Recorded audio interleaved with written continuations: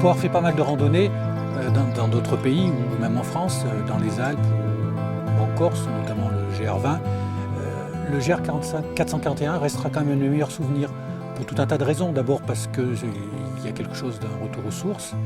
Et puis ensuite, c'est des paysages qu'on voit à travers la vitre d'une voiture ou au hasard d'une petite promenade. Mais quand on s'enfonce tout seul dans ces bois, qu'on marche tout seul sur des crêtes,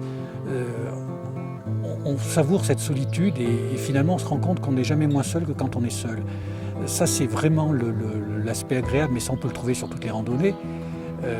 Mais après, le GR 441 propose une diversité de paysages insoupçonnés, c'est-à-dire qu'il y a à la fois des sous-bois impénétrables, des traits clairsemés de lumière, il y a de la lande où court l'ombre des nuages, il y a des crêtes qui ouvrent une perspective sur la Lumagne ou sur d'autres volcans dont on voit les cônes, dont on voit les cratères.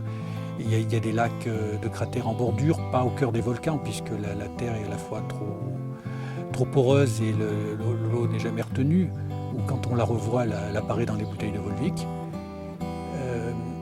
Donc ça, c'est vraiment une balade intéressante et d'autant plus, et puis en plus facile à la portée de tous. Ça veut dire que parce on croise de temps en temps des habitations, il y a des hameaux, il y a des routes, il y a des chemins. Ça veut dire qu'on peut faire les étapes qu'on veut. Moi, je l'ai fait en 5 étapes plus 2 variantes. On peut le faire en 10 étapes. On peut prendre des chemins de traverse qui sont nombreux, donc on peut le faire vraiment à son rythme, à son gré, et savourer chaque instant avec soi, avec la nature, avec les autres qu'on connaît ou les autres qu'on croise. C'est vraiment un plaisir chaque jour renouvelé, à chaque pas même renouvelé.